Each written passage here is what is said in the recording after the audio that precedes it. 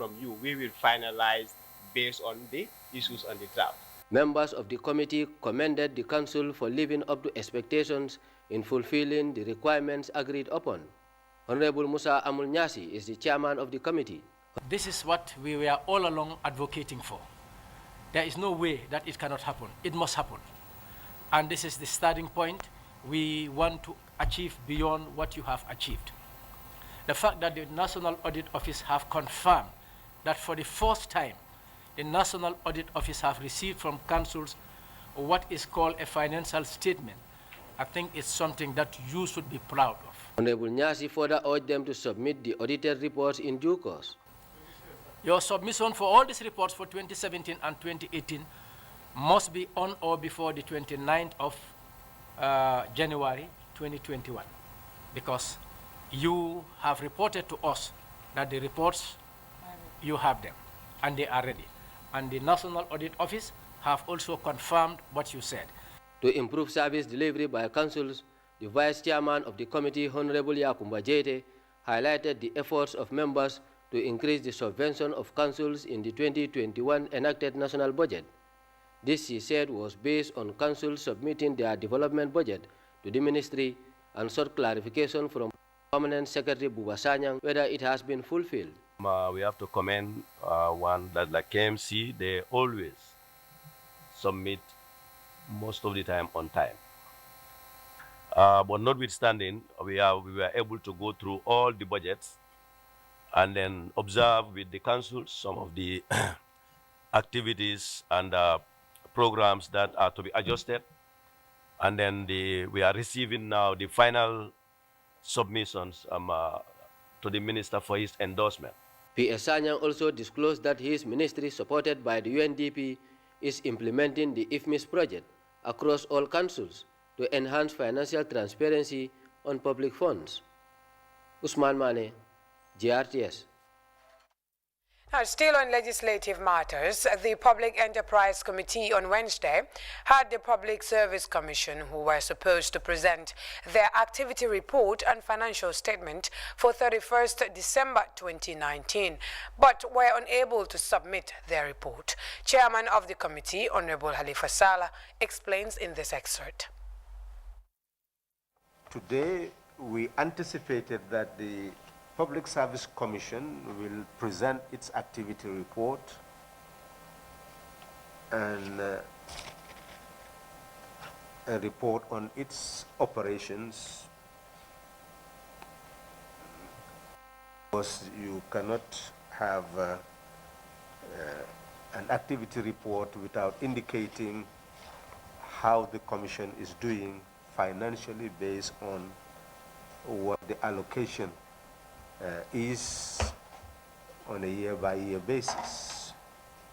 Unless that is done, one would not know whether what is being provided is sufficient for the efficient delivery of the services of the Commission. But we are informed that because of some element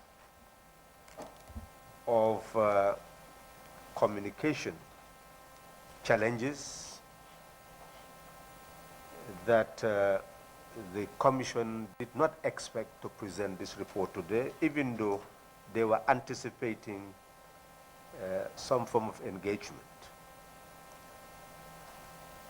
That is why we decided to engage the Commission to find out its wishes, because the presentation is material to our scrutiny, and it must be done when the presenter is fully prepared to do so. So in that regard, the committee met after consultation with the Commission chair and the team, and we do agree that the request of the chair should be honored to allow the Commission to be well prepared to deliver its activity report for The year ended 31st December 2019. So in that regard, it is proposed that the commission be scheduled for the 2nd of March 2021 for both presentation and consideration.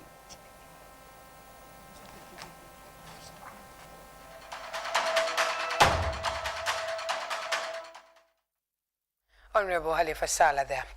Now, the U.S. Ambassador Richard Pascal has called on the Director General of GRTS, Abdul M.K. Toure.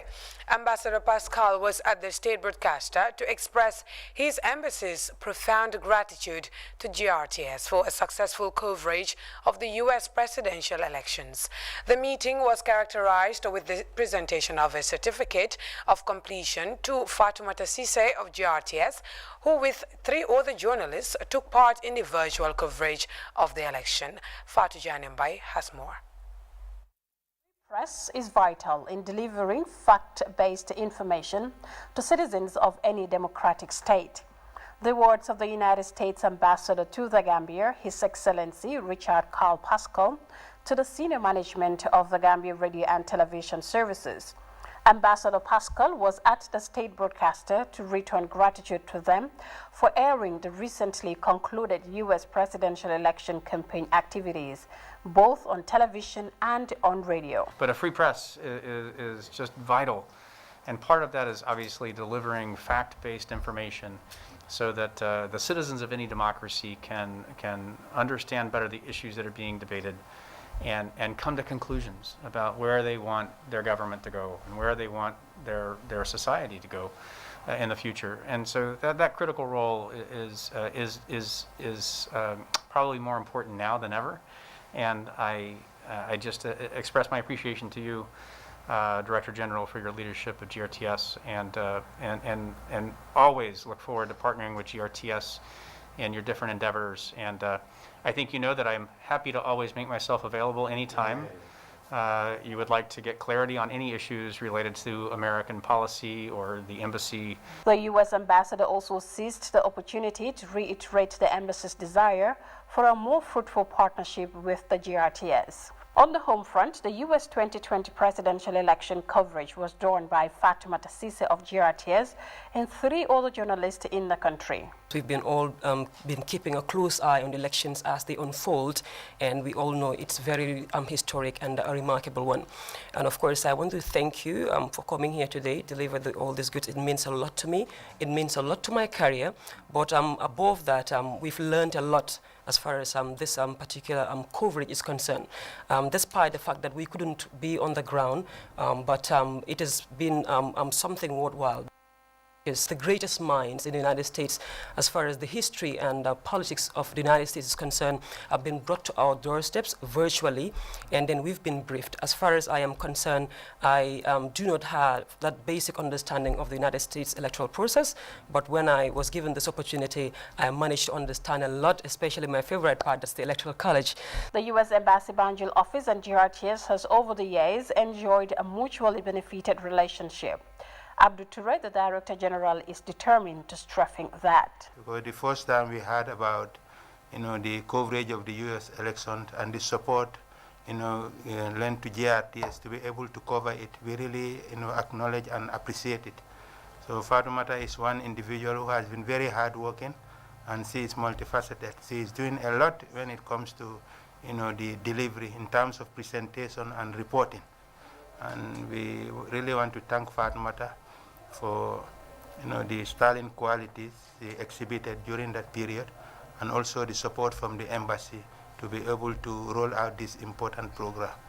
So it's a partnership that we are having with your institution. I think we'll be able to achieve more with regards to the development of journalism in this country. The U.S. elections were contested between the incumbent President Donald J. Trump and his rival Joe Biden, who emerged the winner to become the 46th President of the United States of America. He is being inaugurated today, Wednesday, the 20th of January. Reporting for GRTS News, I am Fatou Janembai. We congratulate our colleague there.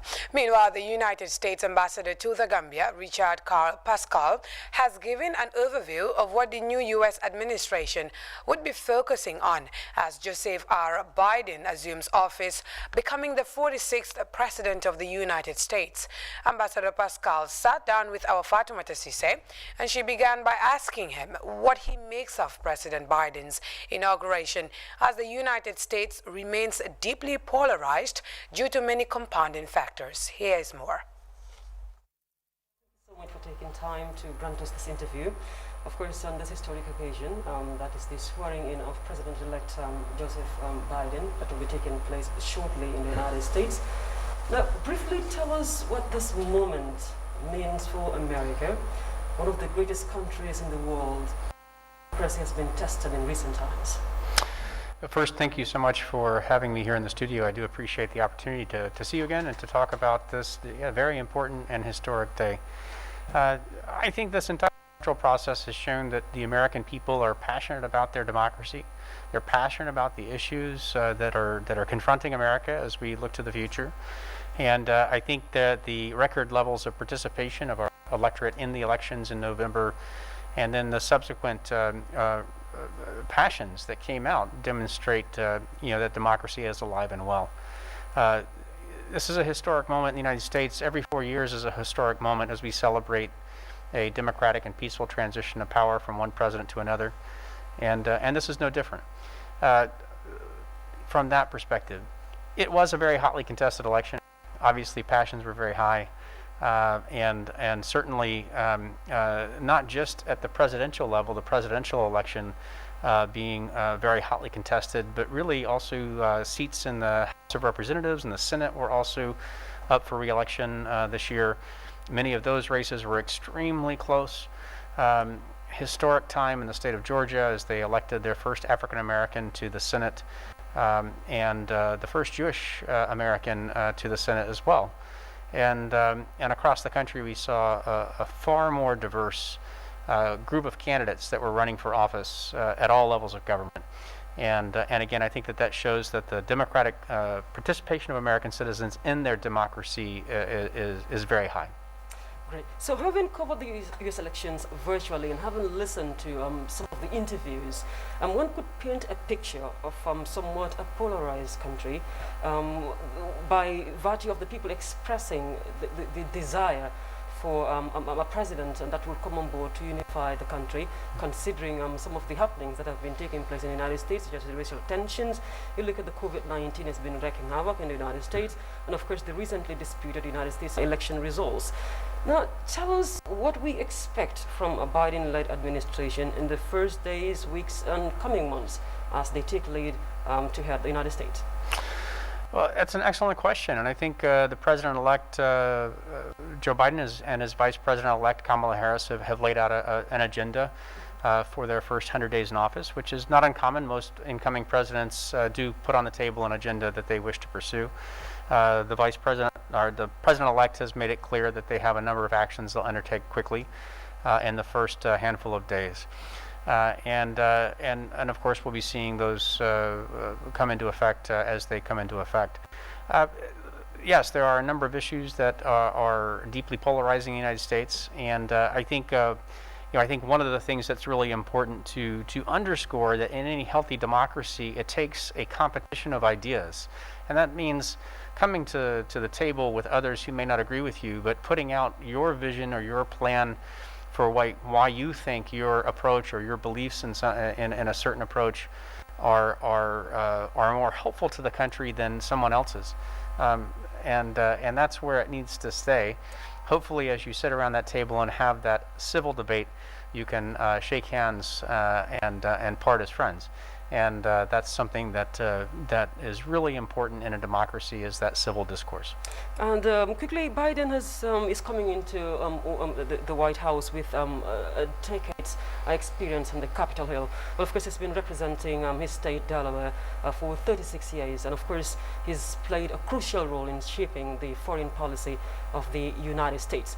So considering that wealth of experience by the president-elect, and of course looking at some of these strained relationships between the United States and other countries, Do we expect a change in the U.S. foreign policy, and that is to say, in terms of reaching out to other allies that have started distancing themselves from the U.S.?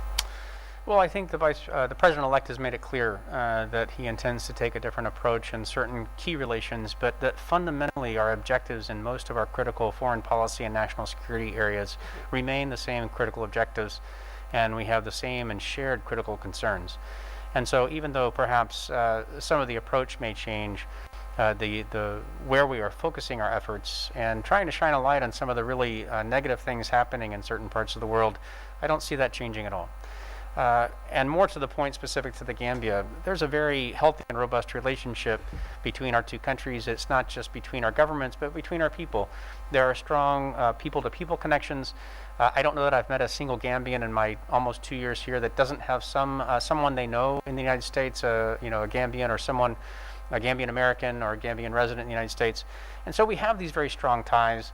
And our commitment to the Gambia and to the Gambian people is to support the effort to achieve a solid, democratically elected, accountable to the people government that serves the people itself, and that won't change. And then to partner, obviously, to create economic growth, to create jobs and opportunities for young Gambians as they come of age and join the workforce. Right. So what do we expect to see in Washington today as the president takes the oath to become the 46th president of the United States? Well, it's always a very ceremonial affair. It's very heavily scripted and doesn't really deviate much every 4 years. And so obviously the president will take the oath of office. The vice president will take the oath of office, and of course the president will make some remarks. Right. Thank you so much, Ambassador Call, for taking time to talk to us at GRTS. Sure, and thank you for the opportunity. Thank you. All right, thank you so much.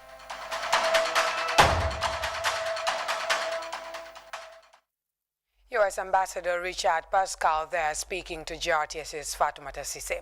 Now, moving on with this release from the Ministry of Foreign Affairs, International Cooperation and Gambians Abroad, the government of the Gambia wishes to inform the public that it has on Tuesday, 12 January 2021, signed a cooperation agreement on migration matters with the government of Switzerland in the city of Bern. The release states that the signed cooperation agreement is meant to curb irregular migration and ensure effective protection of the rights of Gambian citizens who are migrants in Switzerland. The agreement, according to the release, will create cordial working relations between the government of the Gambia and the government of Switzerland in identifying opportunities, coordinating and managing challenges of migration. These two countries believe will further strengthen relations and deepen cooperation in effective management of migration, dealing with unemployment and creation of more opportunities for women and youth in the Gambia. Now, the government of the Gambia further negotiated for all undocumented Gambian migrants in Switzerland to be trained in livelihood skills and be integrated in Swiss community. As the Gambia progresses in enhancing her democracy, there is need to ensure that the country adheres to international human rights instruments by respecting the laws of other countries, whilst also ensuring that Gambian citizens within and outside enjoy the required protection of the government. In this regard, the government of the Gambia and the government of Switzerland agreed that all legal remedies will be exhausted before any voluntary returnees will be repatriated. The government of the Gambia further assures all Gambians that it is approaching migration as a developmental issue and that the signed cooperation agreement will also pave the way for the establishment of a multi-purpose skills training center and create other opportunities for young people to achieve their goals in the Gambia. Both countries, the release went on, agreed on the spelled-out modalities which serve as an enabling tool to ensure equitable and balanced intervention with a view to attaining dignified life for Gambians in Switzerland and Swiss citizens in the Gambia. Further, as part of efforts to further strengthen the excellent bilateral relations that exist between two countries and of the invitation of the Honorable Minister of Foreign Affairs, Dr. Mamadou Tangara, The Vice President and Federal Chancellor of Switzerland, Ignacio Cassis, is expected to visit the Gambia on Friday, 12 February 2021. The release ends. Now, the United Nations Industrial Development Organization and the Ministry of Petroleum have kickstarted a nationwide campaign on efficient cooking solutions. The new initiative promotes the use of the energy-efficient cook stove, locally called Furno Jambara. By Ibrahim Cham is with the team and files in this report.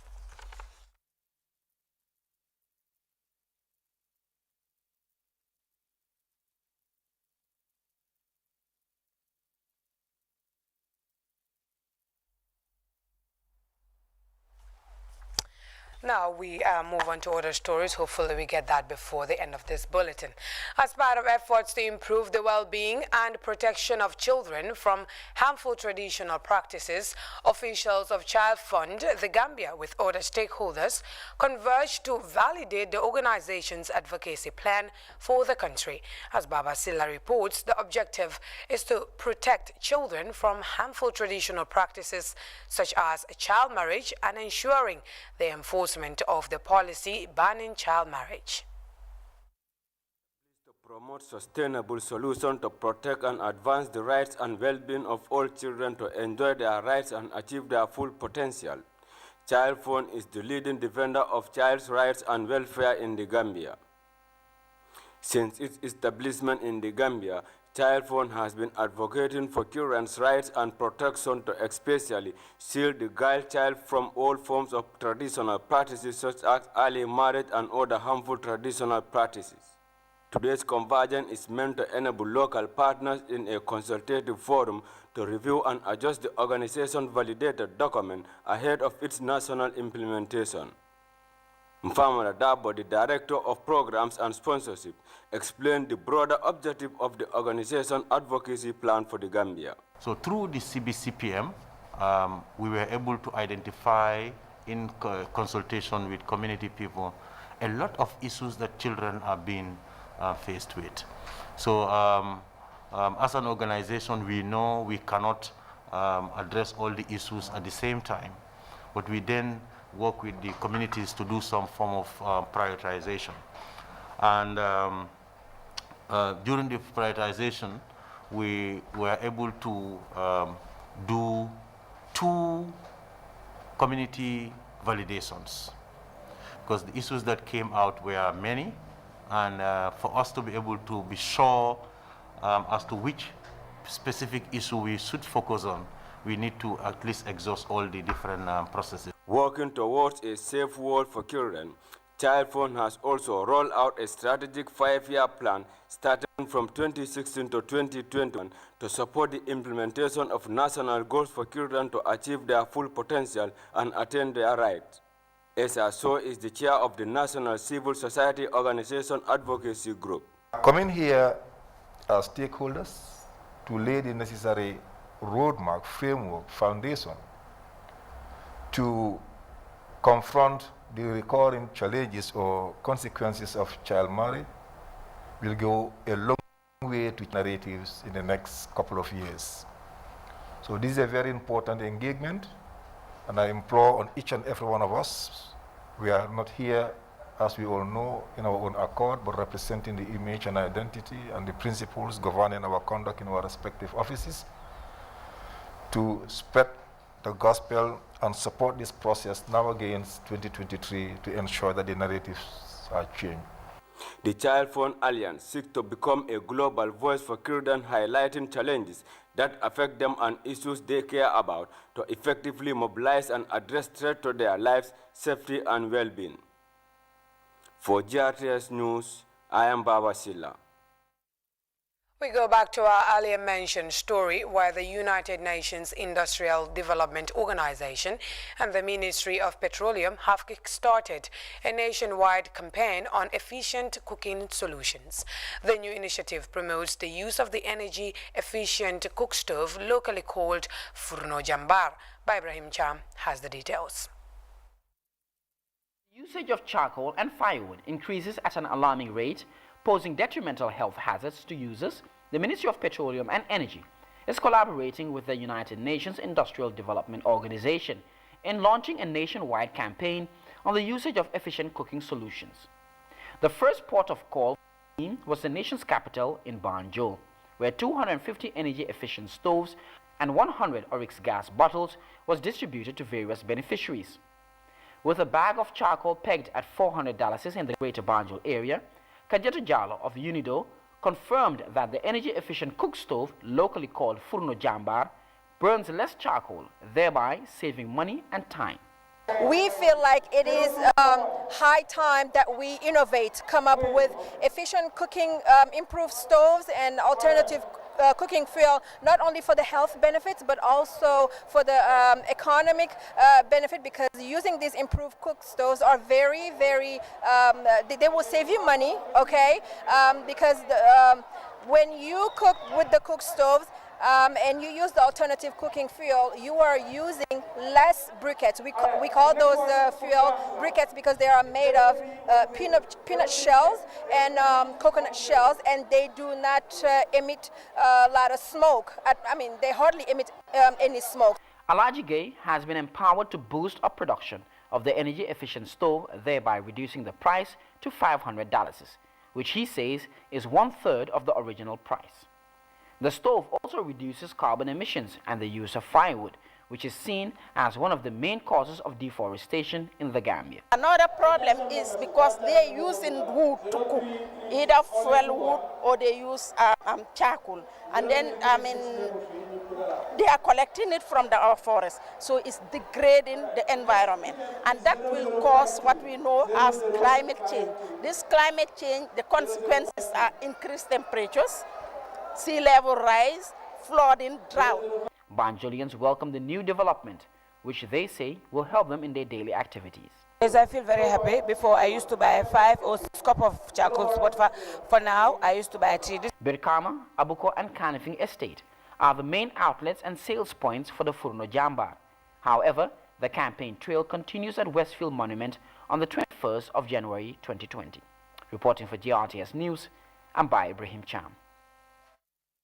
Imam Buhari Center for Islamic Studies and Humanitarian Development, in partnership with Gui Mam Eye Care Service, is providing free eye surgery for 100 patients at the Sheikh Zayed Regional Eye Care. Kadiatu Jallo has more on that story. Imam Buhari Center continues to partner with Gui Mam Eye Care Association to support vulnerable people access free eye care. 100 people, according to the president of Guimam Eye Care, are scheduled to undergo free surgery. 18 of them had surgery on Tuesday and the rest in the coming days. On the 23rd of this month, we will be in Fonyu block to render services to that community. And Imam Buhari is ready to finance cataract operation of 100 Gambians. Yesterday, most of these patients have already paid for their B-scan and their fasting blood sugar. We return them $300 each. We pay for their medication. We give them eye drop, dexamethasone 2 bottles, Cipro 1, and we give them sunglasses free. We want to take this opportunity to thank Imam Buhari. We are ready. We are ready to use our leisure time to help Gambian. Amaduba, an administrator and cataract surgeon at the Sheikh Zayed Regional Eye Care Center, held the partnership with Guimam and Imam Buhari. A move, he said, has helped a lot in helping to restore the eye vision of many beneficiaries. About 18 cases, and they were operated yesterday. They were admitted yesterday, operated yesterday. They were admitted, and on Monday. So this morning, they were all reviewed. Alhamdulillah, they are all fine. All of them are very, very happy, and they are discharged, and they will be going home to meet their families. Sheikh Zayed could not have done it alone. Guimam cannot also do it alone, just likewise Imam Buhari. So it's like the 3 parties together have really come in, and we have to appreciate the financial part of it, because money is life. If once you get money, the finance is there, I mean, you can make a lot of things possible. So without them, it was going to be very, very difficult for the patients. The PRO of Guimam, Eye Care, Sunkarubaji, and Katos Kijera, matron at Sheikh Zayed Regional Eye Care, expressed appreciation to the management and doctors of the hospital for their commitment and dedication to service. Beneficiaries of the eye surgery took turns to express gratitude to Imam Buhari and the eye specialist for making their dreams come true.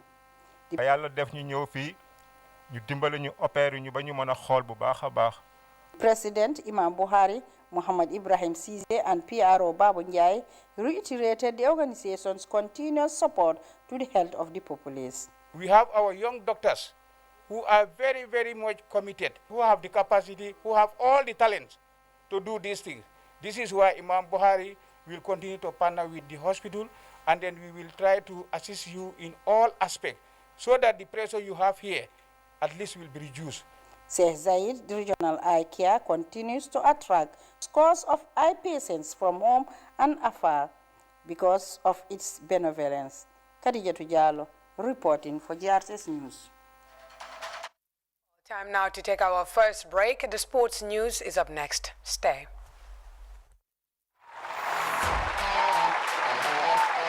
After the great success of Africa Be a Star Sierra Leone, the biggest show is now in the Gambia. Be a Star. Oh wow, congratulations Laxon. Do you have the talent to stand up on stage, the voice to sing and dazzle the audience? Now is your chance to be heard and sparkle. All you have to do is record a video of you singing your favorite song, not more than 2 minutes long. Send the video by WhatsApp to the following number, 2299944, using an Africell number. State your name and where you're from. Be a winner of a fully recorded album and $500,000. Africell Be a Star, your road to success.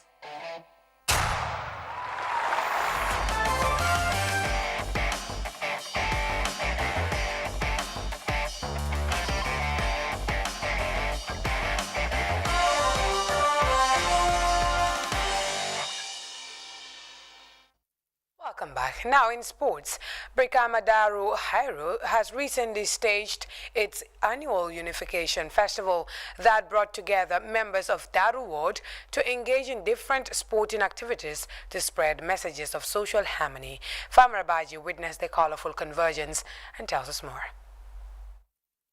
At the community level, sports has the unique power to attract, mobilize and create an atmosphere where people can come together and work towards the same goal. Using sporting activities to build a peaceful community and foster communal cohesion for development is the primary objective of the Daru Kankilim Festival that has been going on for 4 years now.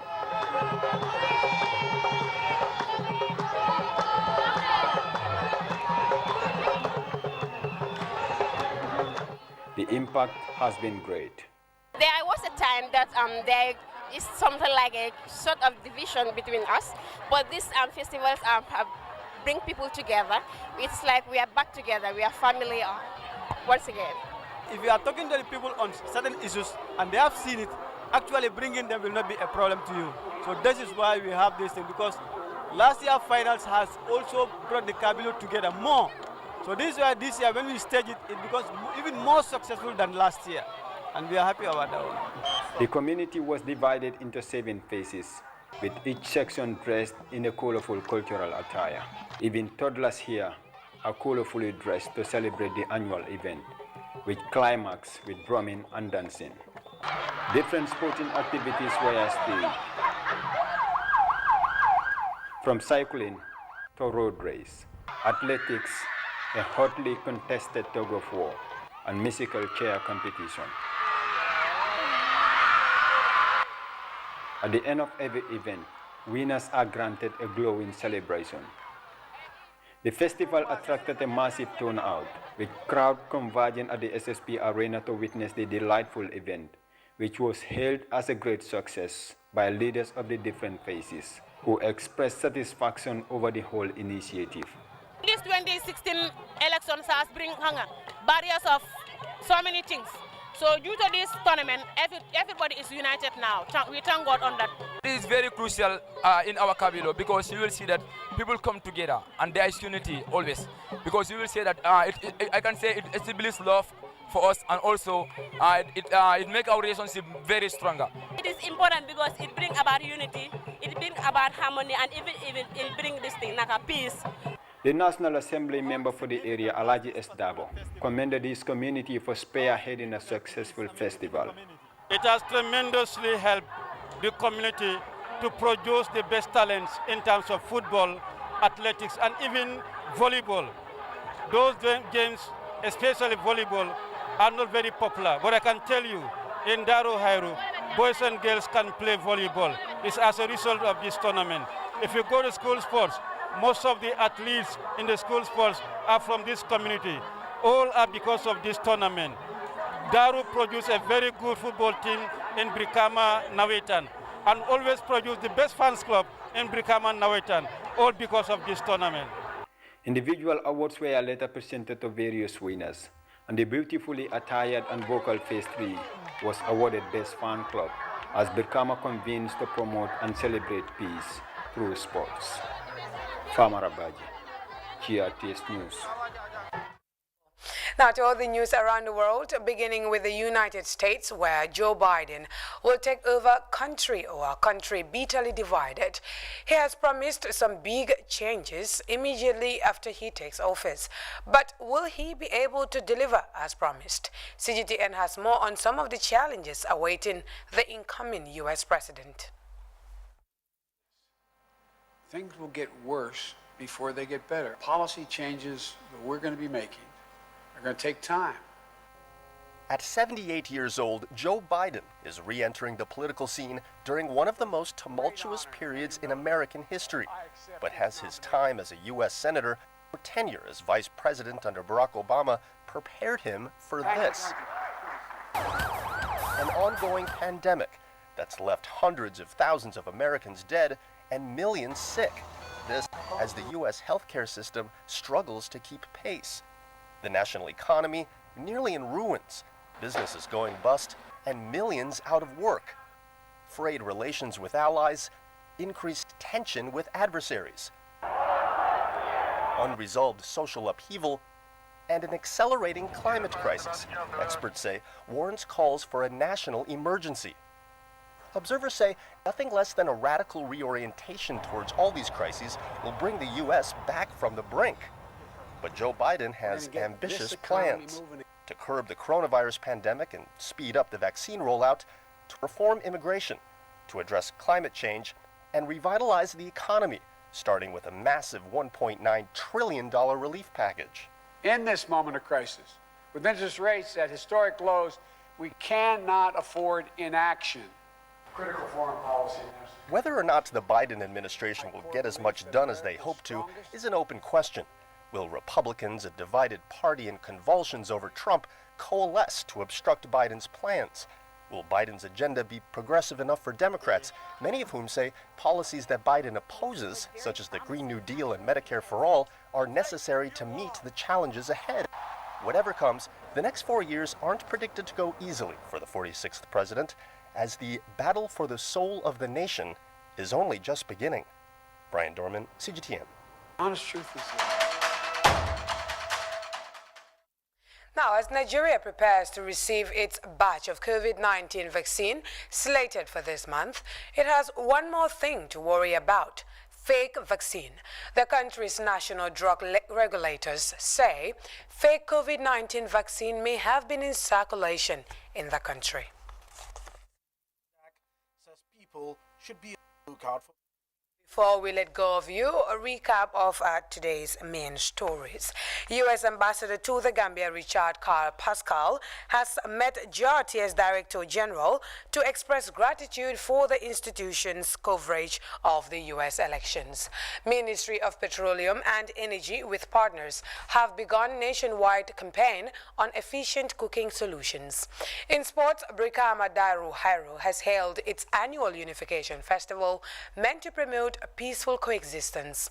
Joe Biden has been sworn in as the 46th President of the United States, taking over from Donald Trump after a deeply divided elections.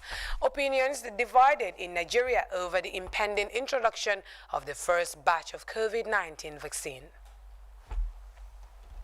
Well, that does it for this edition of the news. Join us again at 2200 hours for another edition. Until then, I am Fatu Elika Muloshi, and stay tuned for the rest of our programs. Bye for now.